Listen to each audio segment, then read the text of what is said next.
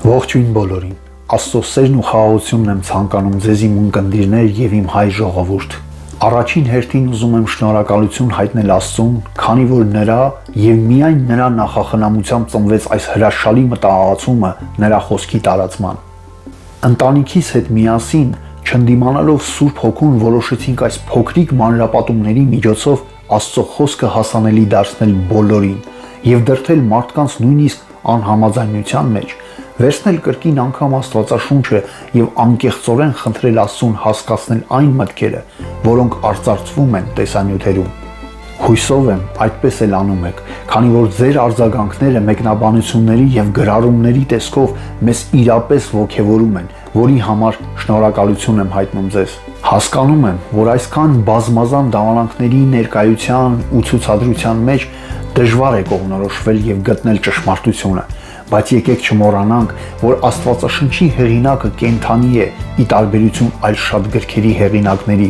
եւ պատրաստ է յուրաքանչյուր անկեղծ փնտրողի բացահայտել իրեն եւ իր խոսքը։ Յուրաքանչյուր լսված խոսք Աստծո Սուրբ Հոգու հետ առանձին ծածուկ քննություն արեք, անկեղծ աղոթքով, առանց հետին մտքերի, որոնք արդեն կազմավորված են ձեր մեջ։ Մեջ բերեմ Աստվածաշնչից Գործք առաքելոց 17:10-12 խոսքերը,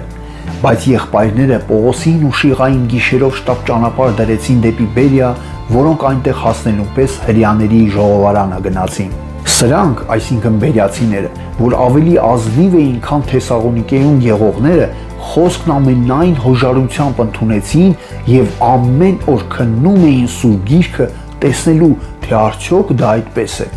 Արդ նրանցից շատերը հավատացին, ինչպես նաև թվով ոչ պակաս հույն երևելի կանայք ու տղամարդիկ։ Ամեն մարդ պետք է անհատապես քննի Սուրբ Գիրքը, Սուրբ Հոգու ներկայության մեջ, այն էլ թախանձագին խնդրանքով, այլապես այն չի բավարարվի։ Կրկին անգամ շնորհակալություն Աստծուն եւ ձեզ, որ դիտում եք, կիսվում, հավանություն տալիս եւ գրում եք ձեր կարծիքները եւ մեկնաբանություններ։ Խնդրում եմ, եղեք ակտիվ Աստծո խոսքի տարածման մեջ, քանի որ Տիրոջ գալուստը շատ մոտ է։ Եթե կան մարդիկ, ովքեր Աստվածաշունչ չունեն եւ ցանկանում են ձեռք բերել, գրեք մեզ անձնական նամակով կամ զանգահարեք հետեւյալ հեռախոսահամարին։ Սիրով կօգնեմ ձեզ, եւ եթե կան աղոթքի կարիքներ, նույնպես գրեք եւ մենք ընտանիքով կաղոթենք ձեր եւ ձեր կարիքների համար։ Թող փառավորվի միայն Աստված ամեն մարդու գործով եւ խոսքով։ Աստված սիրում է մեզ անսահման սիրով, քանի որ մահացավ խաչի վրա, որ ազատի մեղքից